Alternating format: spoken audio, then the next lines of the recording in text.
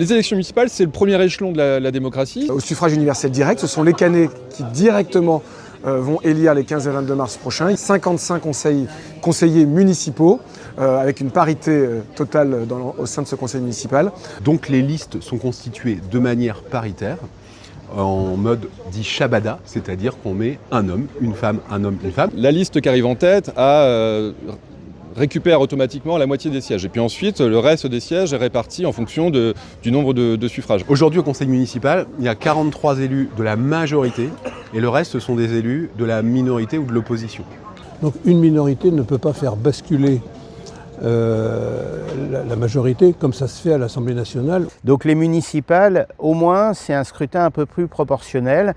Si vous faites 25% aux élections municipales, eh bien, vous n'aurez que 25% de la moitié des sièges, autrement dit 7 à 8 sièges, ce qui ne correspond pas à la réalité de votre pourcentage. C'est une élection qui se déroule tous les 6 ans pour s'occuper du quotidien, en l'occurrence des Canets et des Canets, dans différents domaines qui sont les compétences dévolues à une municipalité. Le maire, donc, c'est plusieurs fonctions. La première, c'est l'exécutif communal. Donc c'est celui qui va appliquer les décisions de son conseil municipal. À commencer par un point central qui est l'exécution du budget. Mais aujourd'hui, le conseil municipal peut aussi déléguer au maire un certain nombre d'attributions. Les compétences, c'est au niveau des projets d'aménagement du territoire local, au niveau des services publics de la commune. Lié à l'école, le cycle primaire, investissement et choix du rythme scolaire. Extrêmement important, vous avez le logement à travers le plan local d'urbanisme, le transport. Vous avez les questions de police municipale. Est-ce que j'ai fait le tour des principales compétences du maire? Le maire peut aussi agir en faisant l'acquisition de cases commerciales. La fonction d'un maire, c'est de résoudre les problèmes de l'hyperproximité. L'hyperproximité, c'est quoi concrètement? Ça va être des problèmes de trottoirs, des problèmes liés aux déchets, aux poubelles, des problèmes liés à de la sécurité. Il y a des pouvoirs de police également. Sécurité, la salubrité, la tranquillité publique. C'est aussi les élections communautaires et à l'échelle de l'agglomération, il y a beaucoup de compétences. L'eau, les transports, les déchets, l'environnement, le développement économique. Le maire, finalement, c'est le premier récepteur des attentes des Canaises et des Canets. Je crois que la compétence la plus forte qu'un maire devrait avoir, c'est celle d'être assez fort pour défendre l'intérêt général face à des intérêts de court terme, essentiellement financiers, au détriment d'intérêts de long terme, par exemple environnementaux. Ces compétences, elles sont largement bidons. Pour l'instant, aujourd'hui, c'est surtout de faire carrière dans la politique pour sa propre satisfaction. Est-ce que vous pourriez présenter votre carrière politique? Ma carrière, alors j'ai pas prétention de vouloir faire carrière en politique. Moi, je suis quelqu'un d'engagé depuis de nombreuses années. Je fais partie de cette génération qui a eu 18 ans en 2002 et qui a été marquée par l'accession de l'extrême droite au second tour. Sinon, je suis élu depuis 2020. Ce premier mandat s'achève et je souhaite faire mieux et continuer de m'engager et être maire pour pouvoir agir. Je suis juriste en droit public, j'ai 32 ans et j'étais donc président de la Fédération du Calvados du Parti radical valoisien jusqu'à janvier et mon parti m'a destitué pour avoir refusé de faire alliance avec Aristide Olivier. Je suis ce qu'on appelle aujourd'hui par effet de mode le candidat anti-macroniste mais bien centriste. Je suis médecin de profession, j'ai beaucoup travaillé dans le domaine du sida et je me suis rendu compte qu'à certains moments, l'associatif avait un mur de verre, un plafond de verre, et qu'il fallait passer de l'autre côté, du côté du politique. Et donc, il y a 30 ans, on a avec beaucoup d'amis créé ce mouvement citoyen qui s'appelle Citoyens à Caen, qui n'est pas opposé au parti politique, mais qui est à côté. Je me suis engagé dans le syndicalisme étudiant, mais aussi déjà à l'époque chez les écologistes. Et c'est comme ça que je suis devenu maire adjoint en charge de l'environnement et des déplacements entre 2008 et 2014. J'ai tenu à rester conseiller municipal dans la minorité à partir de 2014. Je suis un Canet. J'y suis né, j'y ai fait mes études d'économie, j'y ai ensuite travaillé. J'étais directeur d'une école primaire pendant près de 20 ans à Caen. J'ai ensuite eu un engagement associatif au sein du sport, au tennis club de Caen, et puis un engagement politique depuis 2014, aux côtés de Joël Drumeneau et depuis 2 ans maintenant comme maire. Je suis de tradition de la gauche républicaine et sociale. Je ne me résigne pas à voir mon pays s'effondrer et je ne me résigne pas à voir la gauche se marginaliser.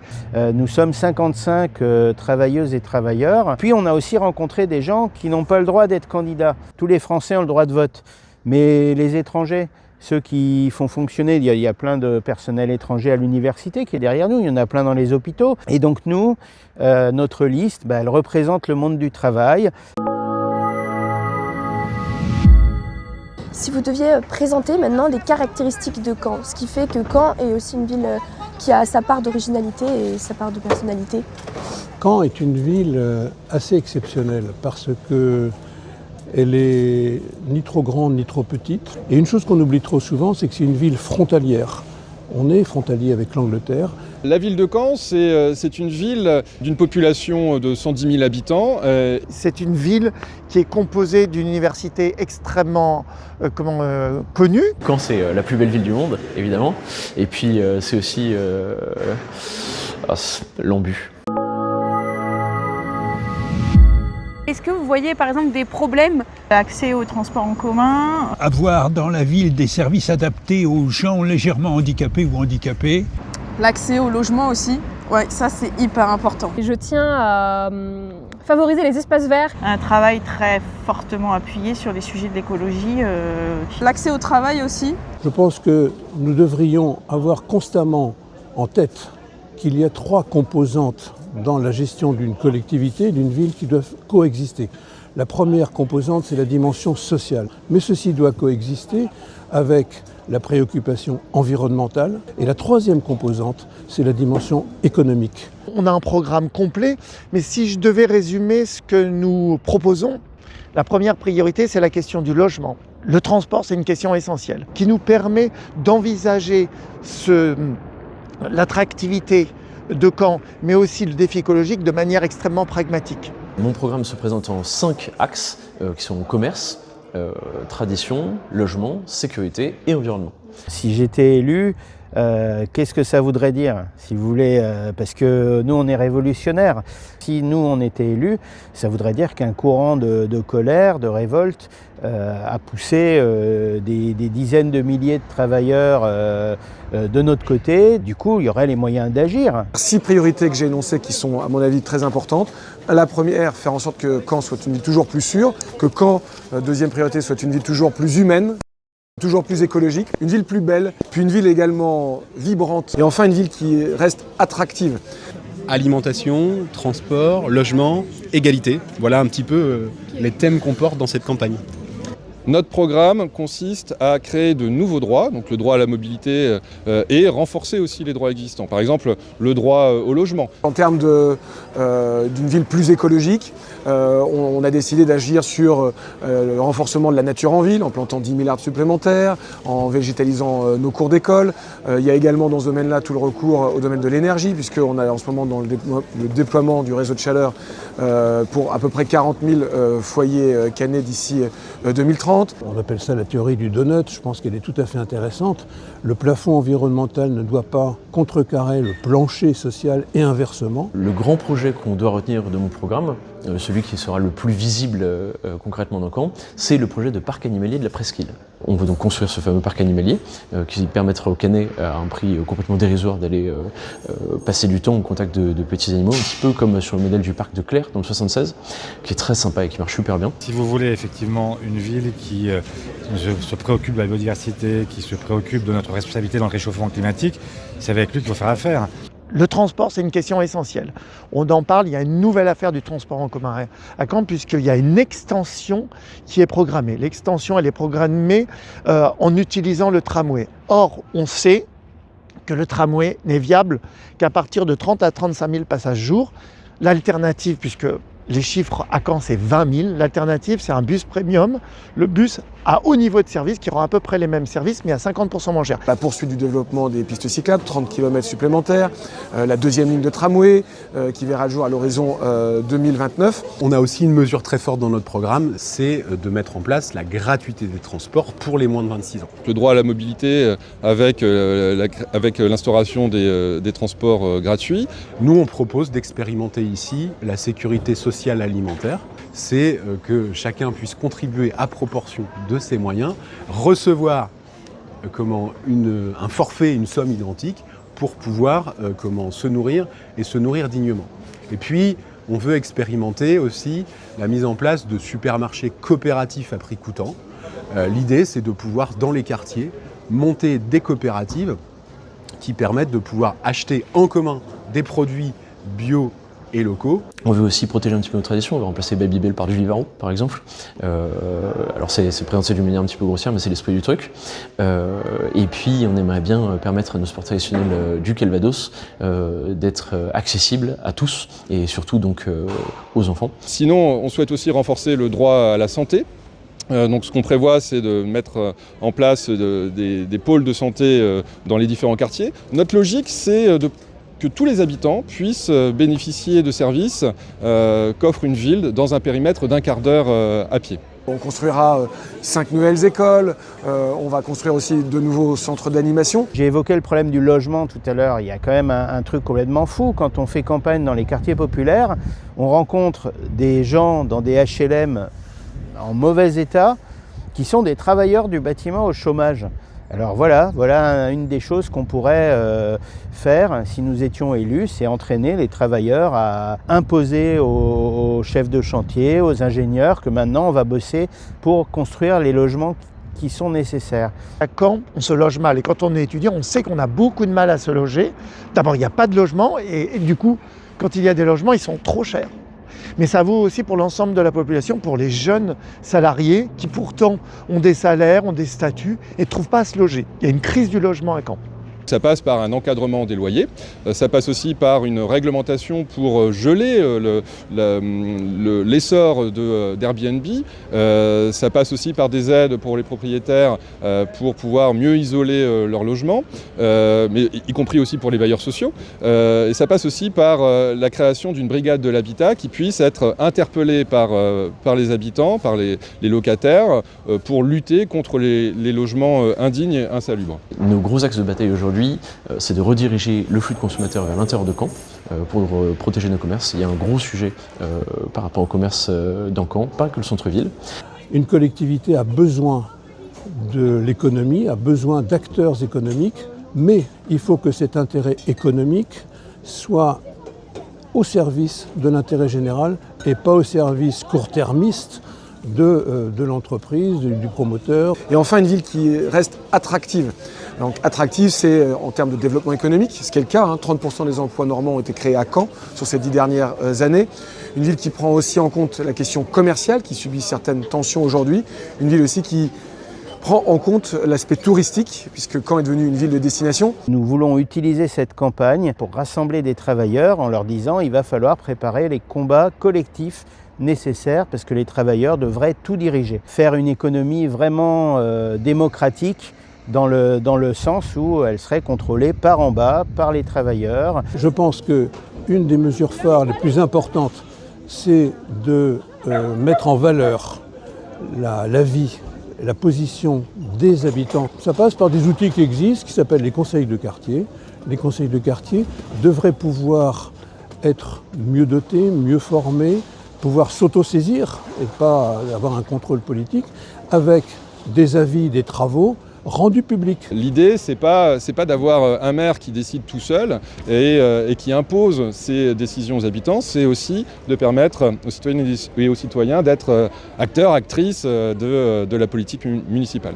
Faire en sorte que Caen soit une ville toujours plus sûre, parce que la sécurité est la première des libertés. On s'est inspiré de la ville de Bordeaux pour essayer de proposer, pour penser un plan municipal de lutte contre les discriminations, c'est-à-dire l'idée c'est de dire halte au racisme, aux LGBT-phobie, au sexisme. On va aborder un thème un peu plus particulier par rapport à la précarité alimentaire chez les jeunes et la précarité du logement qu'il peut y avoir à Caen. C'est un vrai sujet. On voit bien qu'un des points forts de Caen, c'est d'attirer les étudiants. Et oui, effectivement, un certain nombre d'étudiants connaît des difficultés plus importantes aujourd'hui qu'hier. Alors comment concrètement on peut y remédier ? On va rendre gratuits les transports publics pour tous les boursiers, c'est-à-dire qu'ils pourront circuler sur le tram et dans le bus gratuitement. On va accompagner encore davantage, ça veut dire comment, par des subventions supplémentaires, justement ces associations qui œuvrent dans le champ de la précarité étudiante, notamment dans les distributions alimentaires, puisqu'on en a maintenant un certain nombre sur Caen. Il faut qu'on renforce notre aide dessus. Et puis on va aussi renforcer nos crédits justement sur le domaine de la vie étudiante, c'est-à-dire pour pouvoir apporter un soutien aux projets qui sont portés par les étudiantes et les étudiants. Il y a plusieurs thèmes. Le premier thème, c'est la question du logement. La question du logement, elle est absolument cruciale. On voit bien les difficultés qu'ont les étudiants à Caen pour se loger. Je propose premièrement, dans le cadre du plan local d'urbanisme intercommunal, d'orienter plus massivement la construction vers la construction de petits logements. La deuxième chose concernant le logement, ce que j'ai déjà proposé plusieurs fois, c'est dans le cadre de la maison de l'habitat, de créer une bourse au logement étudiant chez l'habitant à Caen. La deuxième chose concernant les étudiants, vous l'avez dit, c'est la précarité alimentaire en particulier. J'ai proposé, moi, plusieurs fois, que la ville renforce ses liens avec l'université et qu'on aide beaucoup plus fortement les associations étudiantes comme Agorae par exemple. Notre axe majeur pour ce qui est du logement étudiant, c'est la tour du CHU, la tour Côte d'Anacre. Le sujet, c'est que le directeur de l'ARS et le maire de Caen ont décidé, sans demander au Canet, sans demander à personne, de détruire la tour Côte d'Anacre. Le problème, c'est qu'on a une pression considérable aujourd'hui sur le logement, qui est exercée notamment par le logement étudiant. Il y a énormément d'étudiants qui cherchent un logement à Caen, qui cherchent à prendre leur indépendance, pouvoir accéder à une indépendance, avoir un logement, un studio, pouvoir se lancer dans la vie active loin de leurs parents. Et ça, on peut leur offrir avec la tour Côte d'Anacre en la rénovant simplement et en faisant des logements étudiants. Ça représente 2000 à 3000 logements étudiants. C'est considérable. Ces logements étudiants, ça permet de libérer la pression de logement qu'il y a des étudiants sur le logement qui est destiné normalement aux jeunes actifs, donc on parle surtout de couples avec des enfants en bas âge, ou aux familles, donc avec plus d'enfants un petit peu plus grands, et donc des logements qui sont plus conséquents, qui aujourd'hui vont être occupés par souvent des colocations, et donc malheureusement on a une pression du logement étudiant sur le reste du parc de logements, qui est assez considérable et qu'on peut aujourd'hui alléger en utilisant cette opportunité de gestion de crise qu'on a avec la tour Côte d'Anacre. D'abord, c'est de s'engager demain à soutenir des résidences sociales étudiantes. Deuxièmement, on veut renforcer les colocations solidaires. Troisièmement, il faut considérablement renforcer les relations avec le Crous. Et puis, il y a un point qui est à la croisée des chemins, c'est l'encadrement des loyers. La difficulté à Caen, c'est qu'on est en zone tendue. La première chose pour laquelle on veut agir, c'est ça, c'est mettre un frein, arrêter avec la spéculation immobilière. Donc pour nous, ça passe par l'encadrement des loyers, par exemple. C'est la honte de ma génération de laisser des jeunes qui devraient se concentrer sur leurs études, courir après l'aide alimentaire. C'est indigne que de nos jours, dans une des 10 premières puissances de la planète, d'après les chiffres des économistes, il y ait tellement de pauvreté. Je suis scandalisé qu'on ait tout le temps, qu'on porte tout le temps des coûts aux étudiants étrangers, par exemple. Et d'ailleurs, on voit la limite de ce que peut faire le maire, puisque les logements étudiants construits ces derniers temps pour un peu désengorger le Crous, c'était entre autres du locatif privé. Personnellement, je connais des étudiants, des étudiantes en l'occurrence, qui étaient dans mes cours, qui me racontaient qu'elles logeaient dans ces nouveaux immeubles-là qui se dégradaient déjà. Donc c'est ça les promoteurs privés. Donc on ne peut pas leur faire confiance et les étudiants comme les autres catégories, s'ils veulent une société où l'économie elle serve aux besoins des gens, il faudra une économie dirigée par les travailleurs. Il n'y a pas de solution à ça. Donc ça c'est les idées communistes, hein, c'est les idées révolutionnaires et c'est ça que nous portons comme drapeau. Si j'étais candidate, j'essaierais de m'entourer d'une équipe qui est pleinement représentative de toute la pluralité des habitants. Moi, je ne suis pas candidat, c'est sûr, à la mairie de Caen. Je souhaite quand même que le ou les maires soient des personnes désintéressées. Et qu'ils ne soient pas carriéristes et qu'ils pensent à plus long terme que l'échelle de sa petite carrière. Qui saura vraiment tenir ses valeurs et ses propos et pas nous dire n'importe quoi pour être élu et ensuite ne rien faire. Voilà. Je ne peux pas éluder cette question parce que moi-même, j'ai quitté les partis traditionnels parce que je ne retrouvais pas mes convictions et une ligne claire. Nous, par exemple, dans la liste que nous avons constituée, on a constitué de manière un peu schématique avec des gens qui ont ce qu'on appelle l'intelligence du savoir, des gens qui ont poursuivi des études, et c'est bien d'avoir des gens formés, mais aussi on a constitué avec l'intelligence du quotidien, des gens qui ont des vies d'expérience ou des vies où on a appris ce que c'était que la dureté, la précarité. Et donc on essaie de trouver cet équilibre et là vous avez une sociologie complémentaire entre un médecin ou une ouvrière au laboratoire Gilbert qui fait les 3-8 et qui sait elle que par exemple il y a un problème de transport quand elle rentre à 4h du matin et qu'on voulait l'empêcher de prendre sa vieille voiture. Vous savez, c'était la ZFE. Être maire d'une ville de 100 000 habitants, c'est pour moi savoir ouvrir portes et fenêtres sur la manière dont on peut expérimenter d'autres façons de faire de la politique. Mais c'est aussi permettre aux habitantes et aux habitants de pouvoir saisir directement leur conseil municipal. Nous, on propose un droit d'initiative citoyenne. L'équipe que j'ai construite pour porter la politique municipale des 6 prochaines années, elle est justement faite de la diversité des Cannaises et des Cannais. Tous les quartiers de la ville sont représentés, la diversité aussi de ses origines en termes de métiers, par exemple. Donc on a une équipe qui représente les Cannaises et les Cannais.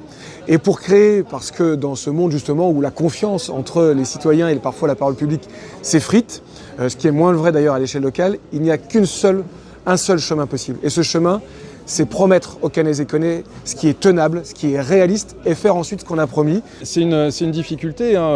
Faut pas penser que la chose publique, eh bien, elle doit être réservée à une élite. C'est pas le cas. On a eu à cœur dans la constitution de notre liste de faire en sorte que différentes catégories sociales soient représentées et que l'ensemble des quartiers soient aussi représentés. Les politiciens, ils ne sont pas représentatifs pour vraiment que le monde du travail puisse changer sa situation. Il va falloir qu'ils se révoltent, qu'ils se mobilisent, qu'ils fassent des nouveaux mai 68, des nouveaux juin 36 et qu'ils choisissent qui le représente en les contrôlant en permanence, en restant mobilisés dans un mouvement comme ça. Donc voilà, nous les travailleurs qui font tout fonctionner et qui exploitent personne, eux c'est des idées collectives qu'ils mettraient en avant s'ils se révoltaient ensemble. Qu'est-ce que tu penses du fait qu'il y ait 7 hommes tête de liste et uniquement 2 femmes? Alors je ne le savais pas. J'en pense que ça dit sans doute quelque chose de la place des femmes dans le monde politique. C'est éloquent, ça parle en soi, voilà, on n'y est pas, j'ai même pas regardé le panel, je suis sûre qu'ils sont tous blancs. Alors la représentation des femmes, je suis bien d'accord avec vous, moi je ne suis pas un bon exemple évidemment de cette... peut-être de ce plafond de verre des femmes. Je crois qu'il y a là une réelle question. Et peut-être que dans nos mouvements, nous pourrions introduire la parité, mais c'est une mesure trop rare, j'en conviens très bien. D'autant plus que les femmes ont souvent une sensibilité qui est la leur et qui est enrichissante dans une réflexion collective. Je pense que c'est une catastrophe. Je pense que c'est une catastrophe. Je le dis, je suis un homme. Nous, on prend un engagement très concret. C'est de dire qu'à Caen-la-Mer, il y aura autant de vice-présidents que de vice-présidentes. La parité, elle existe néanmoins dans les listes, elle est imposée, heureusement. Écoutez, à titre individuel, on ne peut pas y faire grand-chose. Je pense qu'il y a un mouvement de l'histoire et qu'on voit que cela progresse. C'est peut-être un particularisme sur cette élection-là, mais en général, on voit quand même que les têtes de liste de plus en plus se féminisent et c'est nécessaire et utile. Mais il y a d'autres questions qui se posent. C'est qu'effectivement, de toute façon, l'engagement politique est un engagement lourd, j'allais dire presque sacrificiel, et donc c'est difficile pour un certain nombre de personnes, que ce soit dans des milieux sociaux défavorisés, ou en tout cas moins favorisés, ou peut-être pour une femme dont on sait qu'elles ont une charge beaucoup plus importante encore en raison des disparités des prises en charge hommes-femmes. C'est beaucoup plus difficile de s'engager, et puis quand elles s'engagent, elles le font en conscience, et quelquefois les hommes, eux, le prennent un peu plus à la légère, si je peux me permettre ce propos un peu genré. Je suis très étonnée de la multiplicité de listes de gauche qu'il y a à Caen. On a essayé d'empêcher ça, clairement. Mais on s'est heurté à une difficulté, c'est l'annonce de la candidature de Rudy L'Orphelin il y a maintenant 1 an. Je l'ai dit à toutes celles et tous ceux qui m'ont dit « mais pourquoi est-ce que tu pars si tôt ?» Je pars si tôt pour 2 raisons. D'abord parce que je connais l'histoire de Caen, je connais l'histoire de la gauche à Caen, je sais à quel point il est difficile de la rassembler. On a réussi à le faire et très très tôt. Force a été de constater qu'ils ne parvenaient pas à rassembler complètement, puisque d'anciens de ces colistiers ont fait le choix de présenter leur propre liste. Parce que rassembler, qu'est-ce que ça veut dire rassembler? Ça veut dire rassembler des personnes qui sont différentes, qui ont des nuances. Et donc ça demande du temps, de la patience, du débat. Je suis à la tête d'une liste qui rassemble les écologistes, le Parti socialiste, le Parti communiste français, Place publique, mais aussi le mouvement Debout de François Ruffin, mais aussi le mouvement L'Après. La priorité, ça ne doit pas être la question de la candidature, ça ne doit pas être savoir qui pourrait être tête de liste. La priorité, ça doit être le programme. Je suis parti dans cette campagne avec une conviction, et j'en suis très fier puisque nous l'avons réalisé, c'était aussi de co-construire le projet avec les habitantes et les habitants. Il y a quelques petites différences sur le programme, notamment la gratuité des transports, on est la seule liste à la proposer. Ce qu'on souhaite faire, c'est aussi faire de Caen une ville accueillante, une ville solidaire, vraiment, une ville où on fait vivre notre humanité, et je pense par exemple à la question des exilés. Voilà. Et je le dis très clairement, on ne s'est pas contenté de prendre des mesures d'un programme national pour les décliner au niveau local. Mettons-nous d'accord sur ce qu'on veut faire pour la ville, et après on décidera des candidatures. Ça n'a pas été possible, donc je compte maintenant sur les électrices et les électeurs pour arbitrer à l'occasion du premier tour. Le 15 mars, si vous voulez que la gauche et les écologistes aient une chance de l'emporter, eh bien il faut se mobiliser dès le premier tour pour la liste qui a le plus de chances de l'emporter. Et puis au deuxième tour, ce qu'on dit, c'est nous, si on est en tête, on permettra le rassemblement de la gauche, on ouvrira notre liste à la fusion. Pour finir, pour conclure, quand on dit Caen, qu'est-ce que cela peut vous évoquer? Moi, on m'a souvent dit quand j'étais petit que Caen c'était la belle endormie. Eh bien non, maintenant Caen c'est devenu une belle ville, pleine d'énergie, et ce qu'a révélé d'ailleurs ce millénaire, c'est que collectivement on pouvait encore porter Caen encore plus haut. Des fromages très très chouettes qu'on peut trouver juste à côté, vraiment juste en sortant de Caen, quand on connaît un petit peu autour, ça fait des repas sympas. Des camemberts fondus aussi, j'ai envie de dire. Là en ce moment en campagne, avec mon équipe, on mange très mal parce qu'on bosse toute la journée, donc il y en a beaucoup. Et puis c'est un cadre de vie, c'est une mentalité particulière. Quand on vous dit Caen, à quel lieu vous pensez en premier? Très clairement, moi je pense à l'hôtel de ville. Pour moi, c'est l'université. Bien, je vais vous dire là où nous sommes, l'université de Caen. Ça dépend des moments, mais je pense au quartier du Chemin Vert. C'est difficile de choisir. La place Saint-Sauveur, j'y ai des souvenirs, de même que la place du Théâtre, parce que c'est là où, en 2015, au lendemain des attentats de Charlie Hebdo, j'avais pris la parole, voilà. Si vous voulez vraiment que ça change à Caen, si vous voulez vraiment que l'on agisse pour lutter contre la pauvreté, qu'on accompagne davantage, qu'on fasse davantage pour les services publics, pour préparer la ville au changement climatique, votre choix c'est faire mieux pour Caen. Voilà.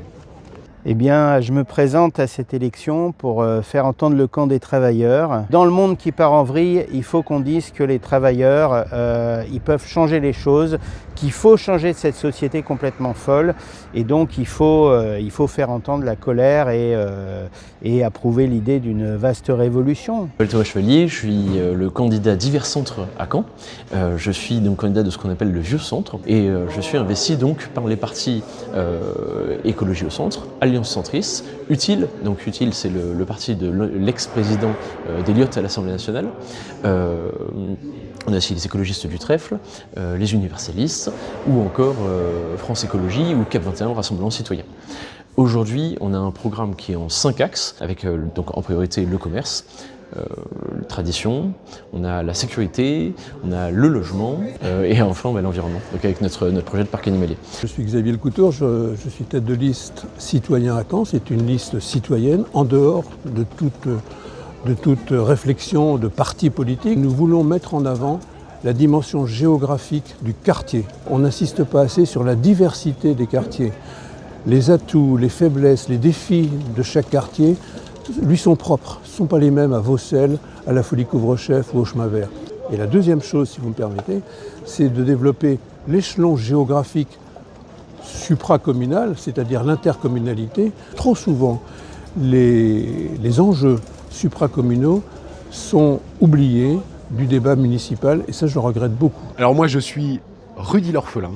Je suis candidat aux élections municipales des 15 et 22 mars prochain à la tête d'une liste, Quand la ville nous rassemble, avec plusieurs objectifs très forts. Faire de Caen une ville qui répond aux grands défis écologiques, sociaux, démocratiques qui sont face à nous.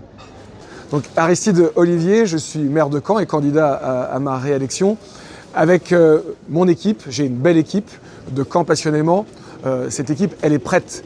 Elle est prête à mener des actions concrètes, ambitieuses et réalistes en accompagnant les Cannaises et les Cannais pour faire progresser Caen dans son quotidien, dans les grands projets de la ville, parce que Caen, c'est une ville qui va bien. Et mon objectif, c'est de renforcer ses atouts dans les années qui viennent, en faisant tout cela sans augmenter les impôts. Ce que je souhaite pour mon pays, c'est que, au-delà des droits individuels, au-delà des droits des minorités, on cherche aussi ce qui nous rassemble. Parce que c'est ça la République. Il n'y a pas de grande société, il n'y a pas de grande civilisation, il n'y a pas d'avenir si on continue à se morceler. Donc il faut qu'on se retrouve tous, et c'est la condition nécessaire du redressement de ce pays et de l'avenir de nos jeunes. Est-ce que vous pouvez nous rappeler les dates de scrutin pour les élections municipales, s'il vous plaît? Tout à fait, le 15 mars pour le premier tour et le 22 mars pour le second.